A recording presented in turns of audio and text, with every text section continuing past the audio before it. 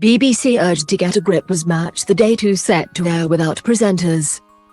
The BBC has been urged to get a grip of the impartiality row over Gary Lineker as its sports coverage faced disruption for a second consecutive day. Match of the Day aired for only 20 minutes on Saturday without accompanying commentary or analysis from pundits following a boycott in solidarity with former England player Lineker. Sunday's Match of the Day 2 and planned coverage of the Women's Super League match between Chelsea and Manchester United are to also run with reduced formats, BBC News reported. Former BBC executive Peter Salmon, who was previously controller of BBC One and director of sport, told Sunday with Laura Koonsberg the situation was complex and Lineker is a major figure. He added, 25 years in Match of the Day, he's more than just a TV presenter, he's a national figure.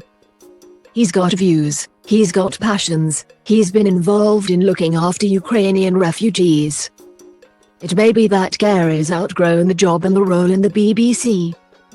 25 years in, before that Des Lynam, Gary took over, he's been brilliant. Sometimes there's a point at which you cross the line. Reflecting on the disruption to the BBC's sports schedule, he added, it's a mess, isn't it?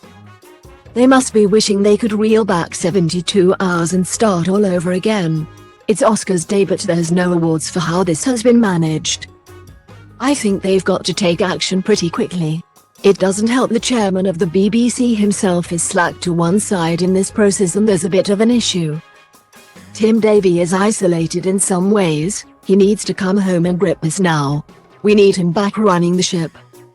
The BBC's decision on Friday to stand Lineker down from presenting Match of the Day, after he compared language used to launch a new government asylum seeker policy with 1930s Germany in a tweet, has prompted a growing number of its sports presenters to boycott their shows. Mr. Davie has apologized for the disruption but said he will not resign over the impartiality row. It is the latest controversy to hit the corporation after its chairman, Richard Sharp, became embroiled in a cronyism row over him helping Boris Johnson secure an £800,000 loan facility.